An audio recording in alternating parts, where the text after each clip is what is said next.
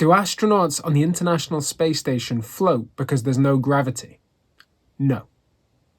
They float, but it's not because there's no gravity. In fact, there's almost as much gravity in the International Space Station as they would experience on Earth. So why are they floating? Because they're in free fall. Objects fall at the same rate. If you don't believe me, take a big object and a small object and drop them at the same time, and you should see that they land at the same time. Imagine you're falling in a big box that's also falling. I know, a bit weird. You would feel like you are floating inside that box because you're both falling at the same rate. That's what happens on these anti-gravity planes you might have seen videos of, where people fly up into the sky and then they fly down to Earth.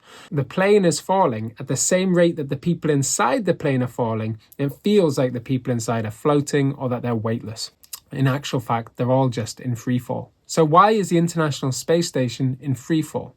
Well, Isaac Newton thought about this first hundreds of years ago in a famous thought experiment. Imagine a cannon so high that it's outside the atmosphere where there's no air friction to slow it down.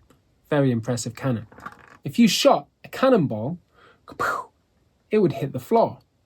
If you shot it harder, it would go further, but it would still hit the floor. But if you shot it hard enough, it would fall to the floor, but it would always miss.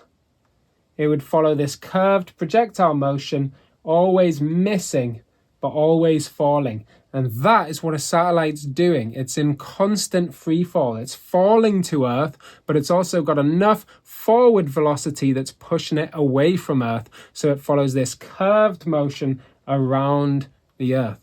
Isn't that weird? So satellites, like the International Space Station, and anyone who's on board them are in constant free fall. There's plenty of gravity. It's not the lack of gravity that's making them float. It's the fact that they're in constant free fall.